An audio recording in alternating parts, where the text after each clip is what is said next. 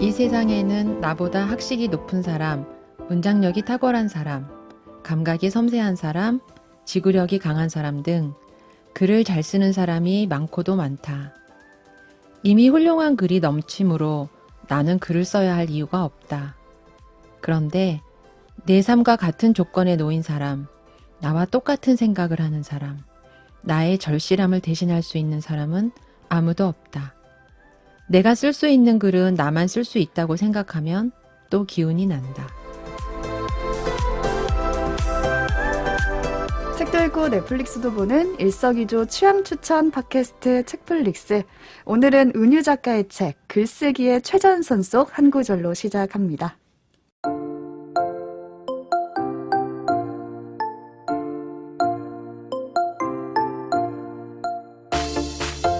안녕하세요, 책디입니다. 오늘도 오지와 덕PD 옆에 나와 계세요. 안녕하세요. 오지랖랩은 오지입니다. 안녕하세요. 이것저것 덕질하는 덕PD입니다. 네, 오늘도 오프닝에서 짐작을 하셨을 것 같은데 색다른 네. 목소리로 아하. 등장을 한 이분. 오늘은 손님 한 분이 더 계십니다. 작가님 소개 부탁드릴게요. 안녕하세요. 저는 글쓰기의 최전선을 쓰는 은유라고 합니다. 와, 반갑습니다. 성덕이다. 네. 책플릭스에 이분이 오셨습니다. 드디어. 아. 네, 정말 드디어. 수도 없이 언급됐었는데. 네. 네, 작가님. 글쓰기의 최전선, 쓰기의 말들, 쌓을 때마다 투명해진다. 또 다가오는 말들, 이렇게 여러 책으로 다양한 글쓰기 활동 하고 계신 은유 작가님인데 저희와 접선하신 지는 꽤 됐는데 오늘 드디어 네. 눈 오는 날 모시게 됐습니다. 네. 녹음한 날짜로. 덕PD 오늘 어떤 얘기 나눌 건지 한번 네. 설명을 해주시죠. 저희가 시즌 1을 끝내기에 앞서서 강유정 교수님 모시고 한번 영화 글쓰기 강의라는 수업을 들은 적이 있습니다. 네, 그게 원래 너무- 그때 말씀드렸었죠. 원래 시리즈의 두 번째 기획이었다. 네. 원래는 책 읽고 글쓰기를 먼저 하고 싶었는데 그 책 읽고 글쓰기를 오늘 드디어 은유 네, 작가님과 드디어. 함께 해보고 싶어서 모셨어요. 그러면 지금부터 저희는 그냥 은유 작가님이 들려주시는 강의를 얌전하게 경청하며. 네, 경청하며 듣기로 하고요. 수업을 여는 질문으로 작가님에게 책이란이라는 질문을 덕PD가 드리라고 하는데 이 질문 좀 어렵지 않아요? 나에게 책이면 어렵다. 네. 라디오스타 무슨 마지막 오. 질문 같은 그런 네. 느낌인데 작가님한테 책이란 무엇일까요? 저에게 책이란 제 삶의 키워드? 오. 핵심 키워드. 네. 또 이런 질문을 들어도 약간 또 우문현답 같은 네. 느낌으로. 네. 네. 제가 키워드. 그렇게 생각하게 된 이유는 늘 책을 읽고 살다가 어느 순간 또 책을 쓰는 사람이 됐고 또 책을 쓰는 사람으로서 또 책을 읽고 그쵸. 네, 네. 책을 써니까 읽으면 또 또 읽고. 책이 쓰고 싶고 꼬리꼬리. 네, 이 악모 아닌가요? 키워드가 아니라 네. 여기 휘말린 것 같아요. 책에 말렸다는 의미가. 네. 근데 원래 그럼 어렸을 때부터 책 읽는 거 좋아하셨어요? 어렸을 때요, 막 책벌레 스타일은 아니었어요. 그치만 이제 저희 때는 넷플릭스도 없고 핸드폰도 네. 없었기 때문에 유튜브도 없고. 책이 좀 가까웠죠. 네. 어. 라디오하고 책. 음. 예, 그래서 그냥 뭐 시집 조금 읽고 막 음. 그냥 그런 정도지 막 책을 많이 읽진 않았어요. 오히려 좀 한 청소년기 때 그때부터 좀 읽은 것 같아요. 그럼 책에 말리게 된 시기는 언제부터? 말리게 된 시기는 제가 좀 사회 문제에 관심을 가지면서 본격적으로 말린 것 같아요. 그러니까 제가 고등학교 한 2학년, 3학년 그때가 87년도 막 이랬거든요. 네. 그러니까 사회가 되게 격동의 시기였을 때 좋은 책도 굉장히 많이 나왔고 예, 우연히 이렇게 손에 닿고 해서 좀 보게 됐어요. 근데 네. 너무 재밌는 거예요. 아. 세상이 되게 선명해지는 느낌?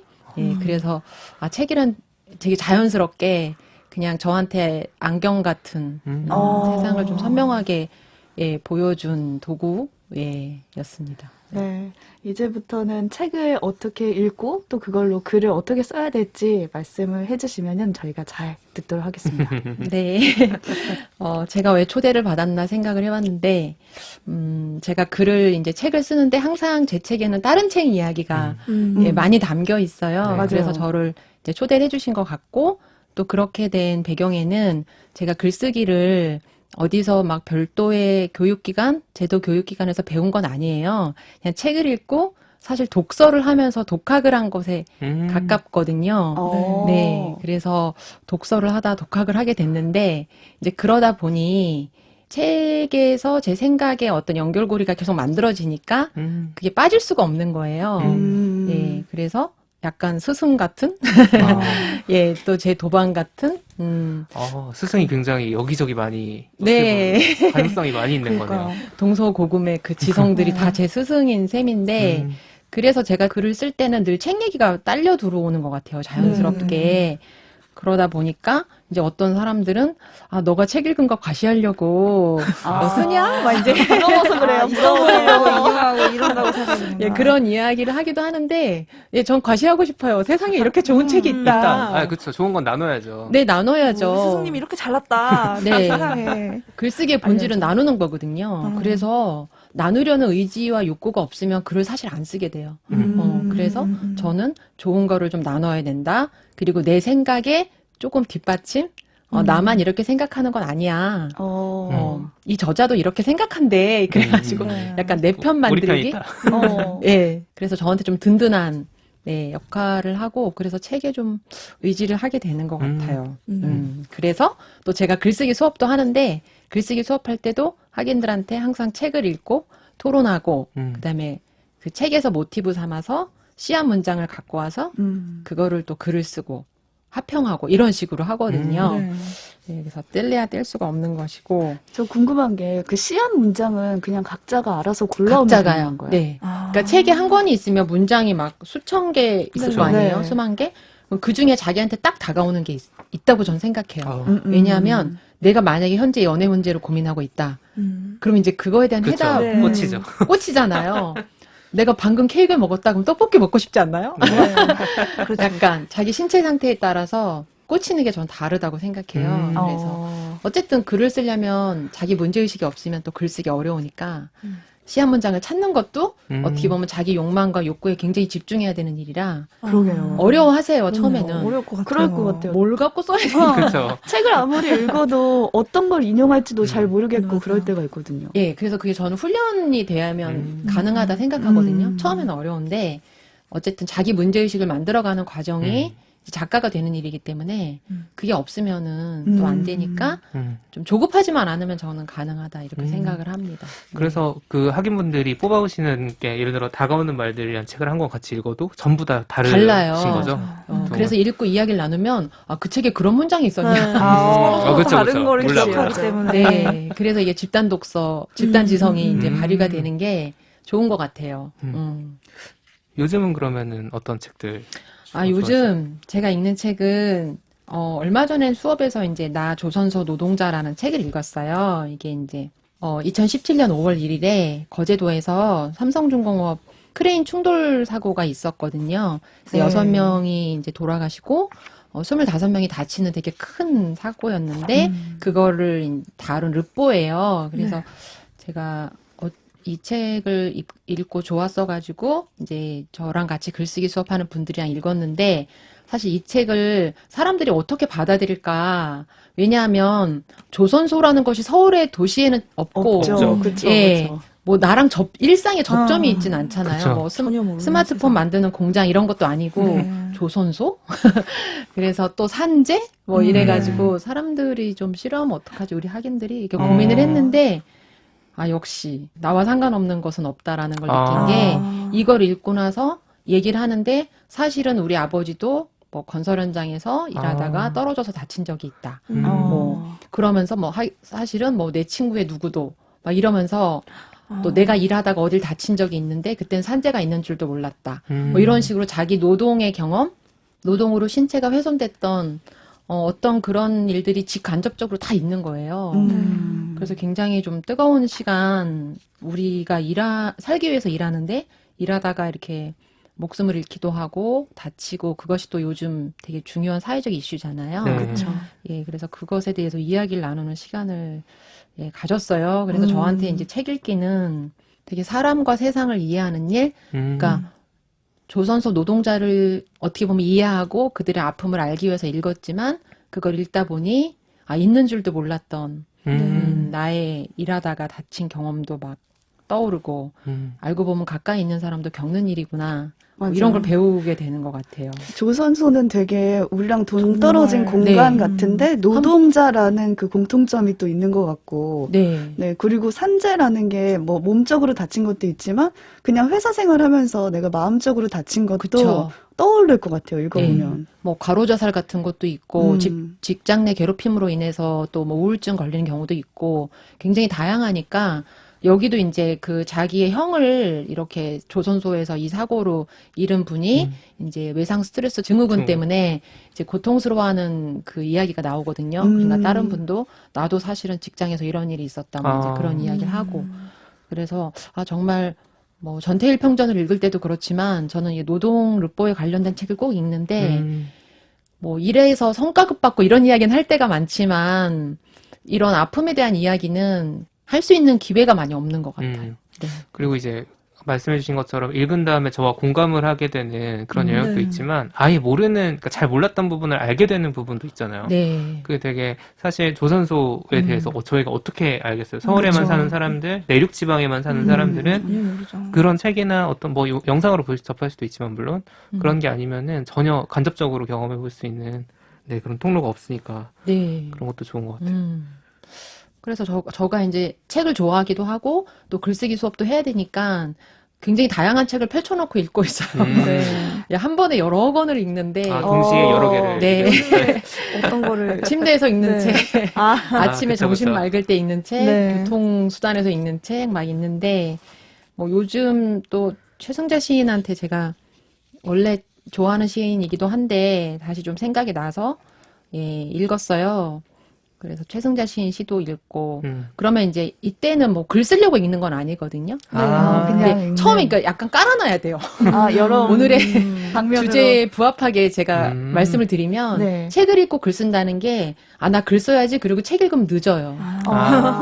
평소에 읽어놔야 돼요. 씨앗에 물 그래서 주듯이 매일매일. 씨앗을 뿌려놔야 어디서 싹이 날지 몰라요. 네. 맞아. 그렇죠. 이걸 읽고 글을 써야 된다고 생각하면 안 읽혀요. 더 금방 어려워요. 맞아. 맞아, 맞아. 목적에 막. 뭔가 되니까. 찾아내야 될 것 같고. 쫓기잖아요, 사람이. 그래서 안 나오면 어떡하지? 막 불안하고.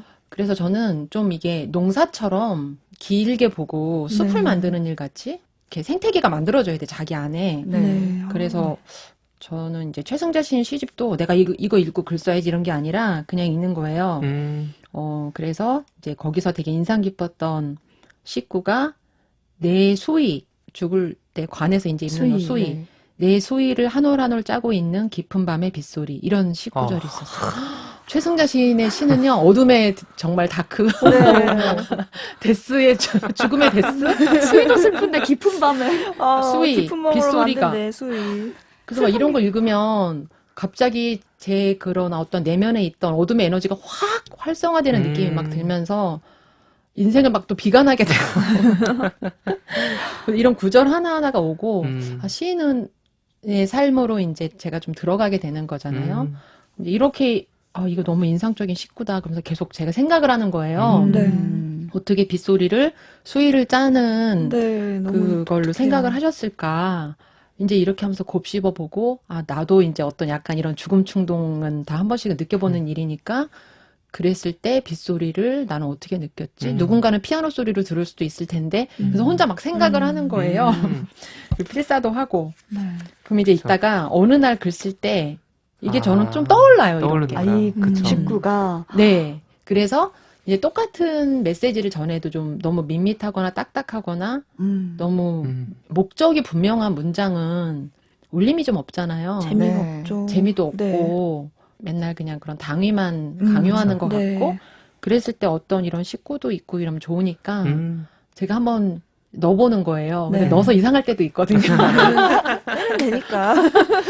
제가 수정할 그, 수 있으니까. 그 표현을 쓰는데 녹지 않은 미숫가루. 목에 걸려요. 걸렸다. 근데 또 텁텁해. 괜찮던데요?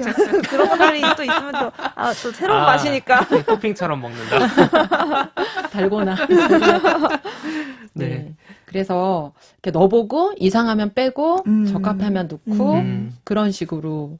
네. 그래서 막 여러 책을 읽는 거죠. 그래서 지금 레이첼 카슨이 침묵의 봄 네. 이걸로 유명한 노벨 문학상을 받은 분인데 저는 침묵의 봄은 안 읽었는데 바닷바람을 맞으며라는 책이 이제 첫 책이고 이분이 이제 해양 생물학자로서 어느 정부기관에서 일하셨거든요. 그래서 바다를 늘 관찰을 하셨는데 너무 그 아름다움에 이제 아는 게 많으니까 아름다움도 많이 느끼시는 거예요. 그치. 예. 남다르게 안경이 엄청 선명하게 그러니까요. 있으신 그리고 이제 분이니까. 막 깊은 데까지 투시할 수 있는 눈이 있으신 거죠. 그래서 제가 뭐 저는 바다 생물에 그렇게 막 관심도 없고 배경 지식도 없지만 이런 거 네. 보면서 한 사람이 뭐에 사랑에 빠졌을 때 그 지식이 이제 많이 있을 때 그 보이는 것과 그것을 표현하는 것, 그 깊이가 다르다라는 것을 느끼면 저도 약간 자극받는 것 같아요. 네. 예. 그러니까 관심이 없어도 나는 비록 해양 생물에 대해서 별로 관심이 네. 없어도 읽을 필요가 있는 게 이 부분 같아요. 그렇죠. 그리고 어쨌든 좀 세계적으로 이름이 알려지고 좀 유명한 분이고 좀 이유가 있는 거잖아요. 그쵸. 그랬을 때 이분의 그 글 쓰는 작가로서의 매력이 뭘까? 음. 그리고 어쨌든 이분이 시를 또 좀 쓰셨고, 네. 그러니까 과학적인 것을 시적인 언어로 구현해내신 분이기 때문에 저는 이제 과학은 아니지만 정치적인 것을 예술로 만드는 일, 이제 조지 오웰이 그게 자기 사명이다 이랬는데 네. 저도 정치적인 이슈나 메시지를 쓰는 것에 관심이 많기 때문에 그것을 조금 더 잘 표현하고 싶으니까 그냥 이런 책을 좀 보게 되는 것 같아요. 네. 참고하면서 하나의 문장을 발견했을 때 되게 곱씹어보는 연습이 필요한 것 같아요. 네. 안 그러면 그냥 후루룩 지나가고 지나가요. 기억이 안 날 것 맞아요. 같아요. 네. 읽을 때는 좋은데 등발하는 게 있죠. 그래서 작가님 책도 다가오는 말들이라는 제목이 전 되게 좋았다고 생각을 했던 네. 게 어떤 것에서 책이든 그게 사실 저는 뭐 책뿐만 아니라 뭐 신문에 나오는 네. 칼럼이라거나 아니면 영화나 드라마를 봤어도 자꾸 생각나는 그 텍스트나 장면들이 있잖아요. 계속 왜 보고 왔는데 제가 지금 최근에 소울이라는 영화를 봤는데 그만 말하세요. 계속 말하고 아니, 있어요. 아직 후유증에 시달리고 있어. 근데 그렇게 후유증에 시달리는 책들이 분명히 있으니까 네. 그쵸. 그것들을 계속 곱씹다가 그게 내가 책이랑 만나는 지점이구나. 연결이 이 관으로 난 이걸로 연결이 돼 있구나. 네. 라는 걸 좀 느낄 때가 있는 것 같아요. 그걸 딱 잡아야 되는데 그냥 놓쳐버리면은 안 되잖아요. 네, 그래서 그럼 글 그걸 쓰는 어떻게 사람은 해요? 시간이 좀 있어야 돼요. 일상의 여백이. 그러니까 쫓기고 바쁜 사람은 웬만한 의지 아니면 쓰기 어려워요. 그래서 글쓰기는 저는 항상 이 자본주의 시스템에 굉장히 반하는 일이라고 생각을 하는데 우리 시간의 노예잖아요. 약간 나 시간 가성비의 없어. 노예고. 네. 네. 근데 되게 비효율적인 일이고요. 내가 막 시간을 3, 4시간 했다고 누가 막 시급으로 쳐주는 것도 아니고 그치. 예, 뭐 30분 만에 썼다고 막 덜 주는 것도 아니고 원고료 같은 경우도 예, 그쵸. 그래서 좀 그냥 시간 대비 효율을 생각하면 못하는 일이 네. 글쓰기고 조금은 느긋하게 조금이 자본의 속도와 흐름에서 내가 좀 벗어난다는 느낌으로 저는 시도를 하셔야 예, 우리 청취자분들도 도전할 수 있지 않을까?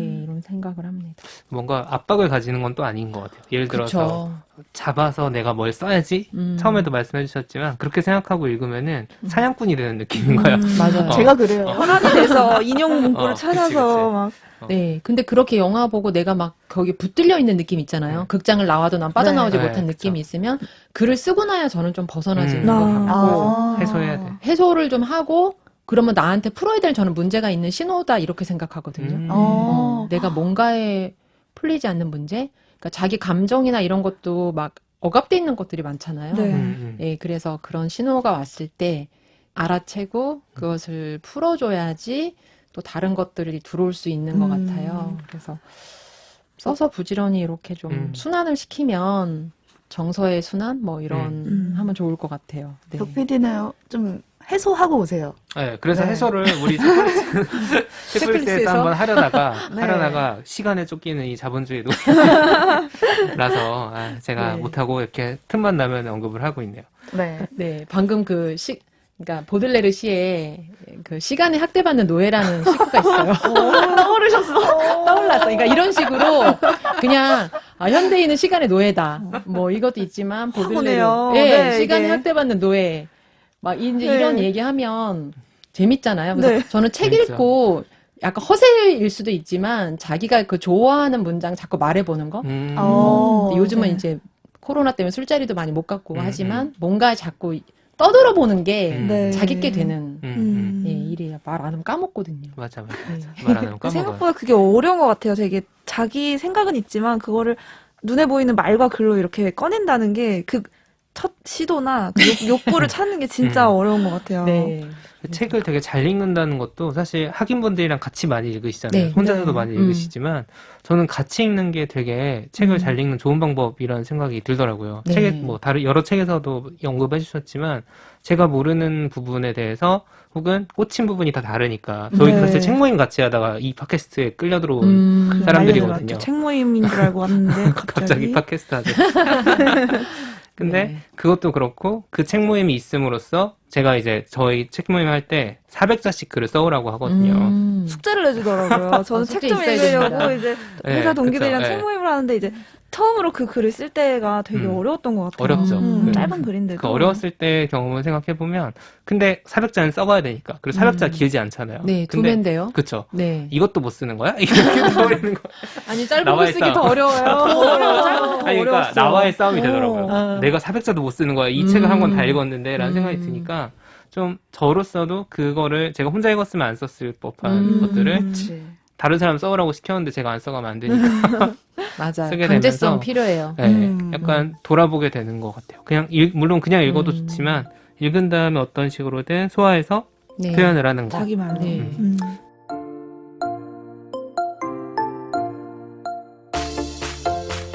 또 저는 이제 어쨌든 책을 읽는 거는 뭐 사람과 삶과 세상, 인생이란 뭐다, 산다는 게 뭐다, 세상이 이렇게 돌아가는구나, 인간은 이런 거구나 하고 이해하는 일이라면 글쓰기는 좀 자기한테 중심이 이제 넘어오는 일인 것 같아요.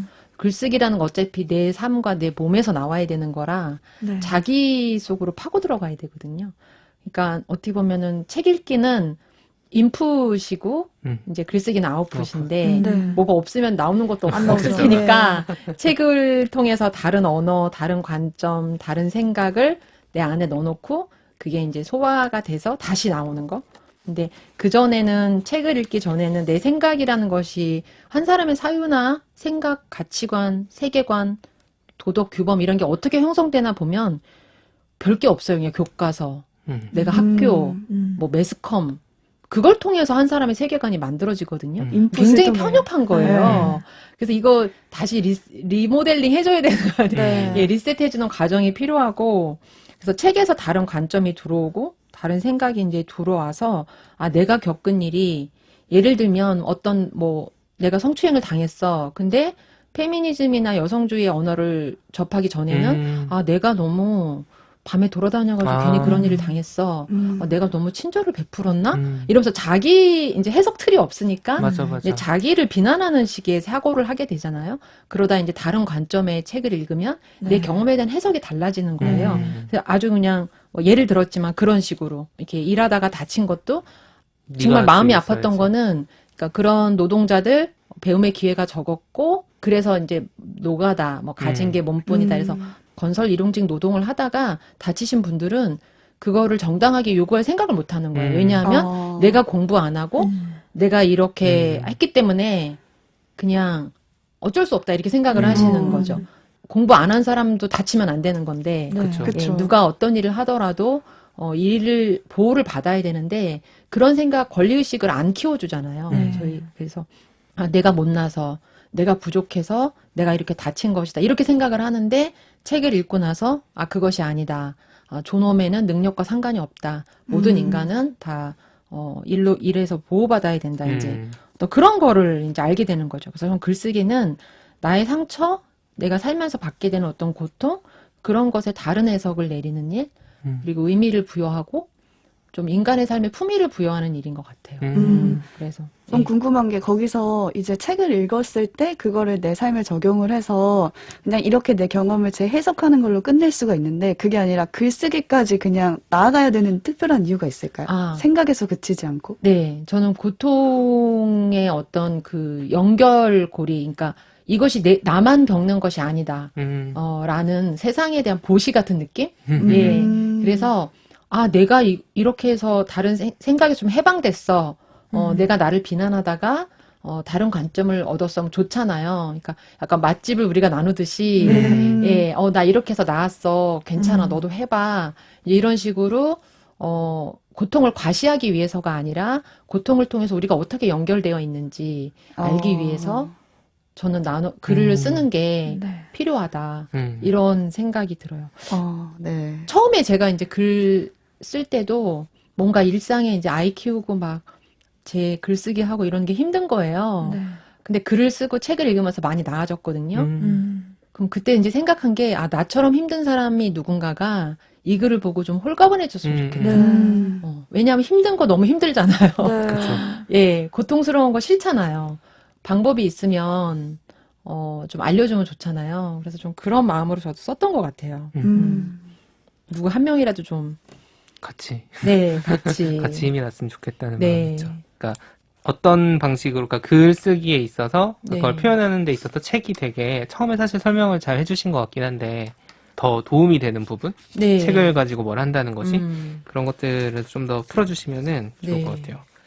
제가 다가오는 말들에 그녀가 호텔로 간 까닭은이라는 이제 글을 썼는데, 이게 그때 안희정 성폭력 사건이 이 법리적 판단이 내려지기 전에 한참 이제 막 보도가 됐을 때 아, 피해자가 이제 굉장히 비난을 네. 받았어요. 되게 네. 적대적이었죠. 처음에 예, 그랬죠, 그리고 막 진짜. 자극적인 그 헤드라인이 막 왔고, 호텔 뭐 어떤 남성 여성 호텔 이런 비서 막 이제 이런 걸로 약간 무슨 통속 소설 쓰듯이 네. 보도가 굉장히 많이 나와서, 같은 여성이자 글 쓰는 사람이자 뭐 시민으로서 굉장히 분노를 막 했어요. 근데 제가 그때 이제 신문에 칼럼을 쓸 때였는데, 이걸 어떻게 써면 좋을까 고민을 했죠. 그래서 아니, 여성도 일하다 보면 호텔 갈 수 있지. 여성이 뭐 호텔 가는 것을 왜 이렇게 그런 식으로 색안경을 끼고 보는 것도 여성을 일하는 사람으로 안 보는 거잖아요. 그렇죠. 그래서 그것도 불쾌하고 제가 분노의 포인트가 몇 개 있었는데,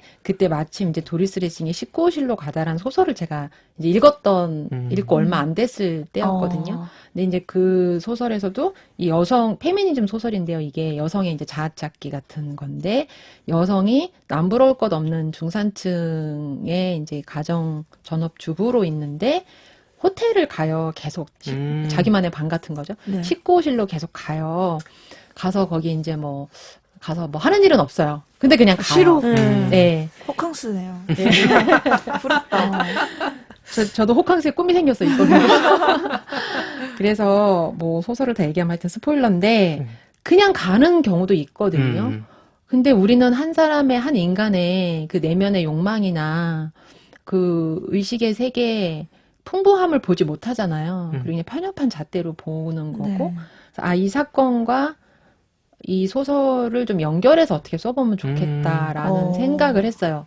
이 이야기를 좀 곁들여서 쓰면 그냥 그 사건 자체만 갖고 얘기하는 것은 좀 팍팍하잖아요. 그렇죠. 그러니까 어떻게 보면 진영 논리 같이 막 느껴질 수도 있어요. 여성이니까 무조건 뭐 피해자를 지지하고 뭐 가해자를 비난한다. 좀 이렇게 될 수도 있기 때문에 어떤 문학적인 모티브를 갖고 와서 쓰면 더 좋을 것 같다. 예, 이런 식으로 제가 생각을 해서 이제 갖고 왔고, 해서 많은 식으로 그런 시도를 좀 해보려고. 네. 그리고 이 사건 자체를 좀, 그러니까 소위 말하는 언론이 프레임을 잡아놓은 거에서 좀 벗어나서 네. 다른 관점에서 볼 수 있게 해준 그 시각 자체가 그 19호실로 가다 네. 담겨 있는 거잖아요. 예. 그런 점에서도 되게 좋겠네요.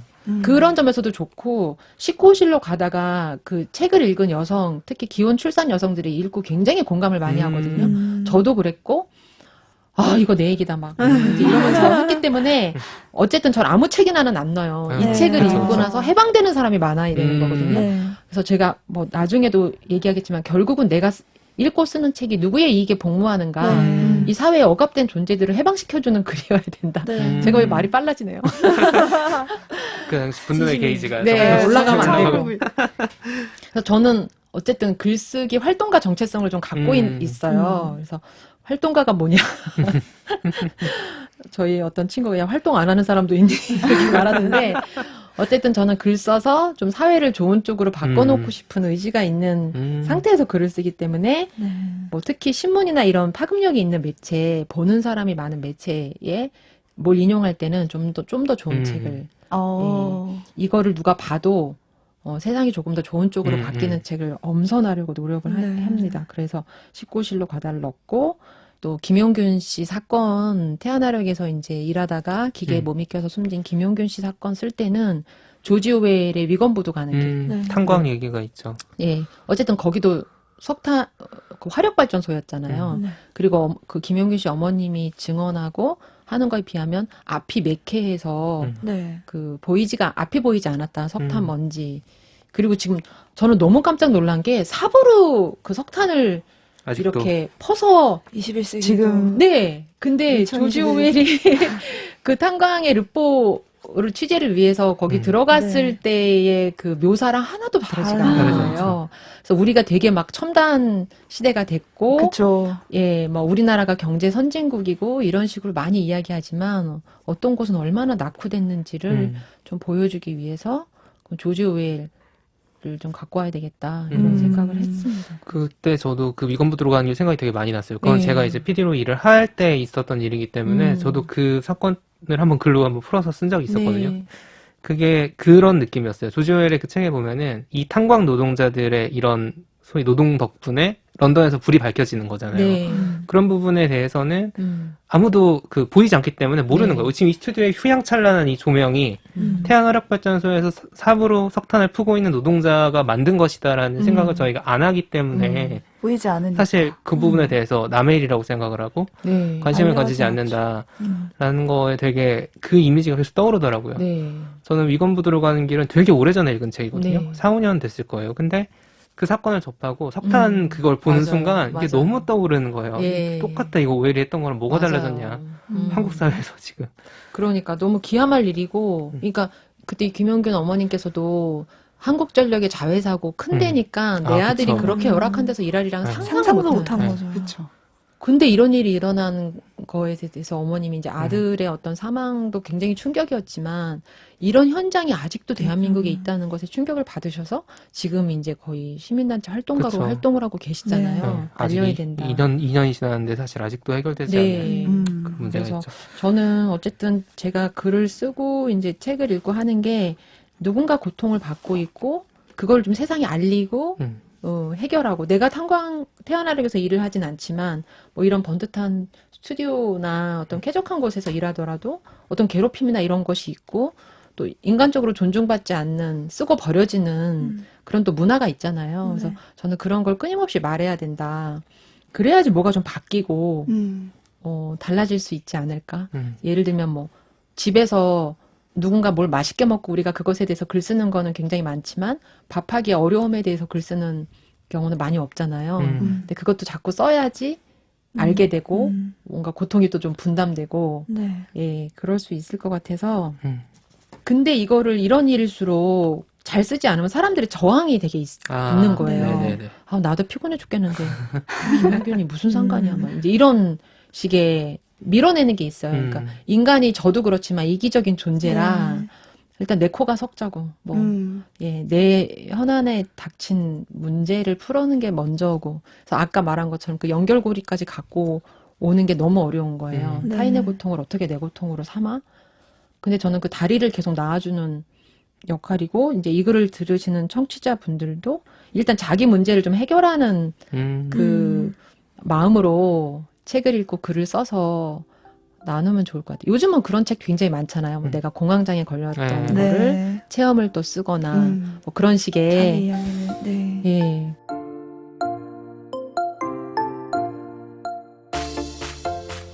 저는 글쓰기의 최전선이나 쓰기의 말들, 다가오는 말들, 그래서 좋은 문장을 제가 알고 있는 것을 다 쏟아붓는다는 느낌으로 예. 아주 의지를 갖고 제가 인용을 하거든요. 네. 그래서 특히 최전선 같은 경우는 이제 챕터마다 에피그램처럼 앞에 이제 네, 있었죠. 예, 시한 문장이 다 들어가 있고 주제를 아우르는 어떤 근데 저는 그 문장 하나가 나오기까지 그 말을 한 사람이 얼마나 노력을 기울였는지 그쵸. 아니까 네. 보존해야 된다고 생각합니다. 네. 이걸 자꾸 사람들 자꾸 알려야 자랑하고 돼요. 네. 알려야 되고 이 가치를. 그리고 저는 책을 읽고 글을 쓰면 좋은 게 글을 읽기만 하면 금방 망각하는 것 같아요. 네, 네. 맞아요. 기억이 안 나요. 그쵸. 그래서 저 산책 또 산 경우 가끔 있거든요. 저 세 번까지 있어요, 집에. 주문하려고 보면 가족들이 요즘은, 각자 막 서로 사기도 하고. 요즘은 아무도- 인터넷 서점이 똑똑해서 알려줘. 네. 구매 이력이 있습니다. 이러고 알려주잖아요. 분명히 집에 없는데 어딨지? 막 그쵸, 이제 네. 이러면 저는 제가 글을 안 쓴 책은 좀 이렇게 휘발되는 것 같아요. 아, 확실히. 약간. 네. 근데 글을 쓰려고 그러면 예를 들면 다가오는 말들이 있고 막 밑줄 걷어. 근데 글을 쓰려고 하면 깜깜하잖아요. 그쵸. 내가 그쵸. 뭐에 감흥했지? 근데 글을 쓴다는 건 정교해야 되기 때문에 논리에 뭐 비약이나 모순이 있으면 안 되잖아요. 그러니까 다시 찬찬히 보게 되는 거예요. 네. 맞아요. 그래서 조금 더 내 것이 되는 것 같아요. 저희가 매주 이렇게 추천 작품 같은 거를 떠드는 팟캐스트거든요. 네. 하면은 예전에 봤던 걸 보통 가져오거나 새로 네. 볼 경우도 있지만 그러면 그것 때문에 다시 한 번 더 다시 보게 봐요. 되고 맞아요. 사실 그 글을 막 정교하게 쓰는 것도 아니고 10분 떠들 내용 준비하는데 그것만 다시 해도 기억이 네. 확 맞아요. 정리가 맞아요. 되더라고요. 근데 그랬던 아까 기억이- 책 읽기 작가님께서 책 읽기가 약간 안경이라고 비유해 주신 게 음. 저는 계속 마음에 남아요. 약간 세상의 해상도가 높아지는 기회라면 글쓰기는 반대로 그거를 더 쪼이고 쪼여서 현미경처럼 네. 해부해보는 작업이겠구나 생각이 네. 들어서 아 이게 같이 가야만 같이, 훨씬 더 예. 풍부한 글쓰기가 음. 되겠구나 이 생각은 드네요. 그리고 저는 책을 많이 읽는 것보다는 한 권이라도 정교하게 여러 번 읽는 게 어느 단계에서는 더 훨씬 도움이 되는 것 같아요. 그러니까 여러 권 읽어서 자꾸 떠나보내면 생각을 못 하게 되잖아요. 네, 그래서 물리적으로 하루는 24시간인데 그쵸. 맞아요. 한 사람이 저는 읽고 소화시킬 수 있는 것에는 한계가 있다고 있죠. 생각을 네. 해요. 그래서 너무 방대하게 막 베스트셀러 내가 다 읽어야 돼 이런 게 아니라 자기 관심사. 내가 지금 뭐 육아 때문에 너무 힘들어 그러면 주로 그런 책을 읽는다든가 뭐 해서 아니면 내 뭐 일터에서의 문제 일 때문에 너무 힘들어 그럼 그런 거라던가 어쨌든 관심 분야를 좀 좁혀서 밀도 있는 독서를 하는 게 훨씬 재밌어요. 그렇죠. 어떤 한 분야에 내가 뭐 전문가까지는 아니지만 내가 말할 수 있다. 네. 적어도 내가 왜 힘들고 고통스러운지는 내가 설명할 수 있을 네. 정도. 언어가 생기는 상태로. 네, 자기 언어. 나를 설명할 수 있는 자기 언어를 만든다는 느낌으로 하려면 자기 삶에 일단 질문이 있어야 되고요. 뭐 좋은 관계란 뭐냐. 우리 뭐 서로 존중해야 된다 할 때 존중을 뭘 하는 게 존중이지 뭐 이런 자기 삶에 질문이 있어야지 전 그 독서가 자기 것이 된다. 이런 생각을 하고 제가 한참 육아 집중기 때는 저는 좋은 엄마가 화두였거든요. 아. 네. 하도 좋은 좋은 엄마가 엄마는 돼야 와야지. 된다. 저도 모성 이데올로기 완전 주입돼가지고 그 항상 실패할 수밖에 없는 네. 그 이미지잖아요. 그래서 또 제가 여기 목동에서 살았었거든요. 아이 키울 때. 목동이 그러니까 목동에 또 엄마들 아, 네, 교육열이 폭발하는 비교해보자면 동네 아닙니까? 네. 근데 그것의 기준을 놓고 봤을 때 항상 저는 못 네, 미치는 맞아요. 거니까. 근데 또 제가 뭐 갖고 있는 평소의 생각이나 이런 거하고는 또 좀 배치가 되고, 좋은 엄마 뭐 어떻게 해야 되는 거지? 이 고민이 늘 많았기 때문에 그런 쪽으로 뭘 읽어도 좀 생각이 됐고, 그걸 정교하게 좀 언어로 풀어내면 쾌감이 좀 있어요. 네. 뭐가 표현이 되는 쾌감.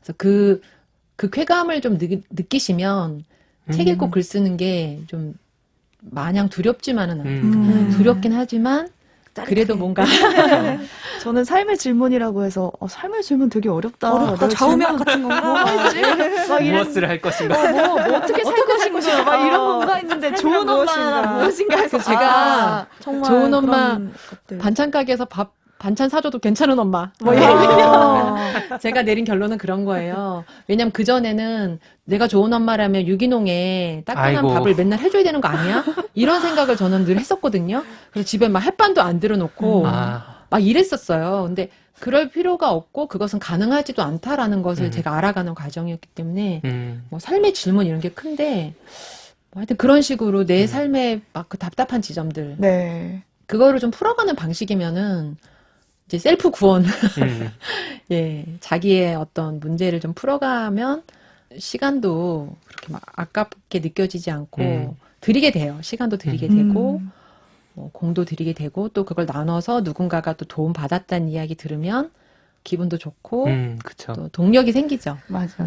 그리고 내가 글쓰기로 한번 해방된 느낌을 받으면은 다른 사람의 글도 더 잘 보게 될 것 같아요. 아, 이 사람 글 쓸 때 이거 힘들었겠다, 막 이제. 공감하면서. 우리가 제가 요리 비유도 많이 드는데, 내가 요리를 할 줄 알 때, 네. 먹을 때 좀 다르잖아요. 그쵸. 네. 한번 해보면 알죠. 갈비찜 그냥 못 먹지. 그래서 이제 자기한테 어떤 질문이 있는가. 그래서 저는 이제 어쨌든 내가 되게 존중받고 싶다. 나도 누구한테 상처 주고 싶지 않고 나도 상처 받고 싶지도 않다. 근데 인간관계에 갈등은 없을 수가 없겠지만 갈등을 좀 잘 풀어가고 싶다. 이런 어떤 제 욕망이 있었고요. 그게 지금 지나고 생각해 보니까 조금 더 우리가 서로를 효율 중심으로 또 이해관계가 늘 얽혀 있잖아요. 직장에서도 저 사람이 늦게 오면 내가 더 힘들어지고 저 사람이 승진하면 내가 또 못하고 그래서 모든 인간관계가 좀 타인을 존중하기 어려운 시스템에 되게 놓이게 되는 것 같아요. 네. 그랬기 때문에 뭔가 내가 그 근원적이고 본원적인 어떻게 살 것인가, 타인을 어떻게 존중할 것인가에 대한 자기 그 중심을 잡으려는 노력이 없으면 좀 삶이 이상한 데 가 있을 것 같고 내가 표정이 이상한 사람이 될 수도 있다 나중에 이런 생각을 하기 때문에 늘 질문을 놓치지 않는 게 되게 중요한 것 같고 우린 보통은 책에서 어떤 해답을 구할 거라고 생각하지만 저는 좋은 책은 늘 질문하게 한다고 생각하거든요. 그래서 이게 인간답게 사는 건가? 그래 좋은 엄마가 뭐지? 이런 식으로 몸부림. 예, 그 몸부림을 치다 보면 좀 질문이 나오는 것 같아. 근데 사실 답은 없는 것 같아요. 답이라고 생각했는데 그쵸. 또 걸리는 데서 또 걸려요. 항상 보면 좋은 엄마 그래 밥 안 해줘도 되는구나 이제 이러다가 또 다른 삶의 문제에 봉착하고 그치만 지난번 문제도 좀 지나갔듯이 이것도 어떻게 또 되겠지 뭐 이런 조금의 여유 네. 처음에는 막 겁에 질렸다면 지금은 문제와 함께 좀 살아가는 법을 좀 알게 되는 좋은 것들을 저는 책과 글쓰기가 많이 줬어요, 저한테. 네. 그래서 책을 읽고 뭐 글을 쓴다고 삶의 문제가 없어지진 없어지진 않습니다. 않죠. 네. 그런 거는 아무것도 없는 것 없죠. 같아요. 그냥 네. 사는 동안. 왜냐면 우리는 관계 속에서 살아가니까 내가 아무리 막 수행하는 사람처럼 해도 또 나랑 관계된 누군가가 또 뭔가를 일으키잖아요. 네. 거기에 또 내가 연루되고. 그렇죠. 그래서 평정을 갖고 살기가 좀 힘든데 그래도 그렇게 마음이 어지럽고 내가 힘들 때 어쨌든 책이 이제 도움이 될 수 있고 그것을 글로 쓰면서 내가 눈앞의 어지러움을 조금 정리해서 또 한 발 나아갈 수 있으면 그게 좋은 게 아닌가 뭐 이런 생각을 합니다. 그래서 저는 이제 글을 써서 이걸 또 공적인 장에 내놓는 거는 또 좀 다른 문제라고 생각을 네. 하는데요. 아까 말한 것처럼 저도 이제 신문에 글 쓸 때 엄청난 책임감을 네. 예, 갖고 그렇죠. 이제 썼는데 내가 쓰는 글이 누구의 이익에 복무하는가를 전 늘 생각해야 된다. 그러니까 내가 어떤 글을 써서 사람들이 더 경쟁에 몰두하게 하는 글은 저는 안 좋은 글이라고 생각해요. 개인이 노력해도 안 되는 게 있는데 마치 내가 노력하면 잘 되는 것처럼 건강도 막 내가 이렇게 해서 뭐 살 뺐더니 좋아. 예를 들면 이런 글을 쓰면 다 막 살 빼려고 막 이렇게 하면 안 되잖아요. 네. 그렇죠. 그럼 몸에 대한 어떤 강제가 왜 생기는 거고 막 그런 식으로 좀 질문하게 하는 게 좋은데 그래서 저는 내가 읽고 쓰는 게 누구의 이익에 복무하고 결국 어떤 효과를 가지는 거. 결과와 변화를 만들어내지까지 전 좀 한번 생각해 보는 게 네. 좋을 것 같아요. 그냥 비밀글 책하고 혼자 쓰는 거 말고 네. 조금 더 네. 블로그에 쓰던 다른 사람들이 공개적으로. 공적 글쓰기 네. 네. 누군가 본다고 생각했을 때 조금 책임감을 책임감. 가지면 자기 글의 방향도 좀 더 잡히는 것 같아요. 저는. 그래서 이게 뭐 나는 뭐 작가도 아니고 책 쓸 것도 아닌데 뭐 그렇게까지 생각해야 돼라고 할 수 있는데 그게 아니라 한 사람이 보는 것도 되게 중요하거든요. 그래서 네. 저는 예전에 블로그에 글 쓰면 아무도 안 볼 시절이 저도 있었겠죠. 제가 블로그 2006년부터 했나? 근데 그땐 정말 진짜. 댓글도 하나도 없고 네. 무풀 절간 같았어요, 항상. 네. 그랬는데 그래도 저는 항상 누가 본다는 생각을 하고 썼던 것 같아요. 저 세상에 내보내는 느낌으로 네. 업로드를 하시는데. 그래서 저도 그런 뭐 작가기 때문에 책임감을 갖는 게 아니라 저는 그런 책임감을 갖는 사람이 작가다. 그러니까 그렇게 진지한 마음으로 예, 써서 조금 더 사람들이 책과 글로 좀 좋아졌으면 좋겠어요. 저는 책에 대해서 우리 사회가 숭상하는 게 좀 있잖아요. 그렇죠. 문을 숭상하는 사회다. 지식인을 또 우대하고. 지식인. 맞아. 사기꾼이 얼마나 많은지 몰라요, 지식인 중에. 글로 해악을 끼치는 그렇죠. 많죠. 경우도 많고요. SNS 시대라. 네. 네. 그래서 저도 정말 글 쓰는 사람으로서 또 조심하려고 노력을 해요. 그래서 글이라는 거, 책이라고 다 무조건 옳지 않으니까, 네, 예, 맞아. 조금 더 신중하게 접근을 해야 되고, 음. 예, 신중한 마음으로 쓰는 게 필요한 것 같습니다.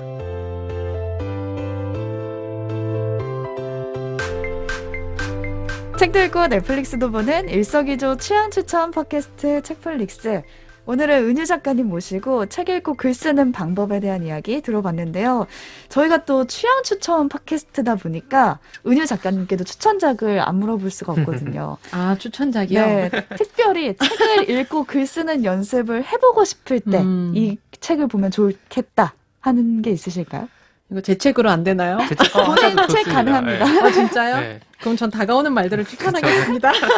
은유 작가의 그거는 말들. 네, 이게 어쨌든 독서 에세이처럼 제가 책이 뒤에 엄청 많죠. 다 책이 있거든요. 네. 그래서 이 책을 읽으신 분들이 아, 이 책 읽고 났더니 읽고 싶은 책이 많아졌다. 너무 많아요. 큰일 나요, 진짜. 네, 그렇게 얘기를 하셔서 이 안에 또 다른 책이 많으니까. 그렇습니다. 네, 은유 작가님이 써놓으신 거 보면서 저는 어떤 이야기를 할 수 있을지 이렇게 따라가봐도 좋을 만한 네. 책이 아닐까라는 생각이 드네요. 그렇습니다. 강의도 들었고 저희가 교재까지 받았으니까 그래도 이제 실습만 남았어요.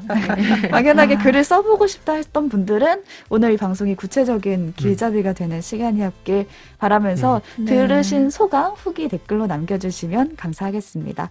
저희는 은유 작가님과 여기서 인사드릴게요. 작가님 고맙습니다. 고맙습니다. 감사합니다.